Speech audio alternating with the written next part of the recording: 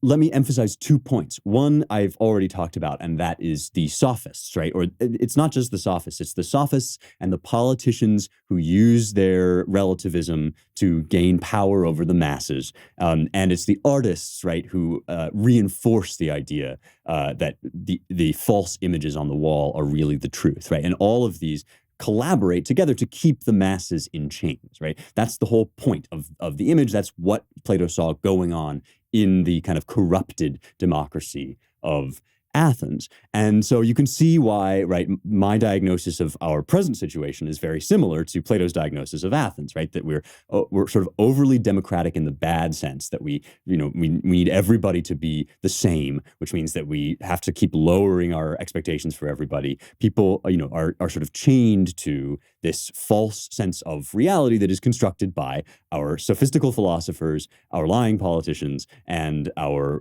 regime flunky artists. So you have Ibram X. Kendi reinforcing the systemic racism thing. You have Joe Biden sort of using that to underwrite his domestic terrorism plans, which involved sort of tracking Americans, right, and silencing dissent and political opposition. And then you have artists who sort of reinforce this, late night shows, Stephen Colbert, right, who just mock anybody that thinks differently without ever actually telling any funny jokes, right?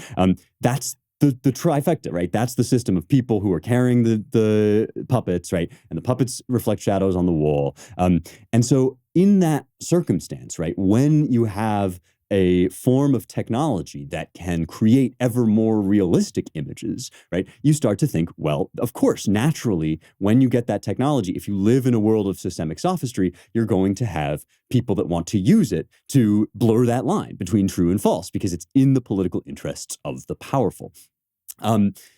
Here is the other thing about that opening passage that I want to emphasize, and that is the whole thing begins with comparing the nature of our education and lack thereof, that this has to do with habituation and training. And Plato is saying that, part of the job of the philosopher is to accustom yourself to seeing things in this way. Once you see, cannot unsee, as they say online, right? Once you start to understand that so much of life is designed to perpetuate systems of sophistry for the sake of those who benefit from them, right?